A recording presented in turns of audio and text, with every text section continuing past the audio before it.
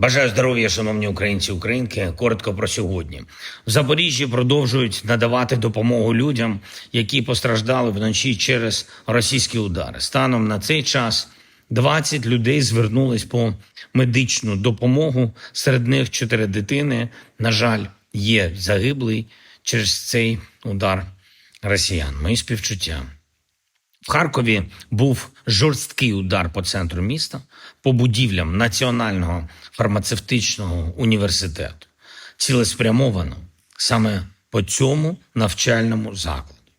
Є постраждалі в Херсоні через обстріли. Значна кількість ударів російських безпілотників в Запорізькій області, також на Донеччині, Дніпровщині, Харківщині, Сумщині. Щодня триває російський терор. Щодня росіяни відкидають можливості закінчити війну, припинити вогонь і реально говорити про мир. Ми в Україні сприйняли позитивно всі пропозиції Сполучених Штатів Америки та президента Трампа щодо припинення усіх цих ударів та вбивств. Також Україна ініціативно пропонувала різні формати, щоб закінчити війну. Саме Путін зацікавлений у вбивствах. Щодня ця війна залишається тільки його війною, війною тільки Росії.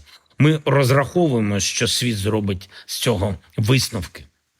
Особливо після вторгнення дронів у Польщу, країну, яка є надзвичайно важливою для безпеки всієї Європи. Країну, яка так поважає Америку і президента Трампа.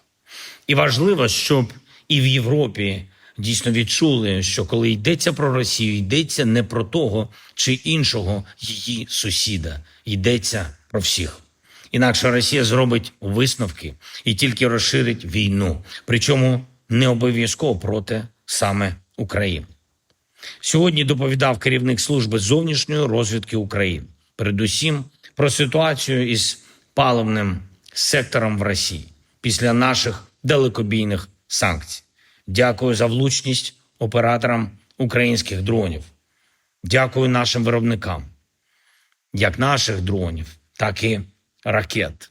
Відчувається, що українська промисловість набирає обертів. Водночас була доповідь і по намірам російського керівництва, в тому числі щодо інших країн. Жодного дружнього наміру у Росії немає. Це м'яко кажучи. Система там перебудовується під можливості війни в будь-який момент і проти будь-якого супротивника. Це можна перебити тільки санкціями, сильними санкціями світу і нашою далекобійністю. Ще одне була доповідь прем'єр-міністра України Юлії Свириденко щодо нашої стійкості, нашого розвитку. Важливо, що в плюсі створення робочих місць в Україні. Дякую кожному бізнесу, кожному активному керівнику регіону та громади. Ми обговорили також нові програми підтримки зайнятості в Україні та залучення фахівців. Була доповідь щодо параметрів бюджету на наступний рік. Доручив максимально повно виконувати всі соціальні зобов'язання нашої держави і збільшувати підтримку людей. Наступного року збільшимо зарплати вчителів, збільшимо стипендії українським студентам. На це ресурс є. Загалом на освіту по року буде більше на 66 мільярдів гривень. Охорона здоров'я також збільшуємо. Запустимо надзвичайно важливу програму чекапів, перевірки здоров'я, щоб люди могли знати, що потрібно, і щоб це відбувалося якомога раніше, причому за державний рахунок. Урядовці представлять всі деталі. Я хочу подякувати всім, хто з нами, хто з Україною. Я дякую всім, хто воює заради нашої держави, всім, хто працює заради України і українців.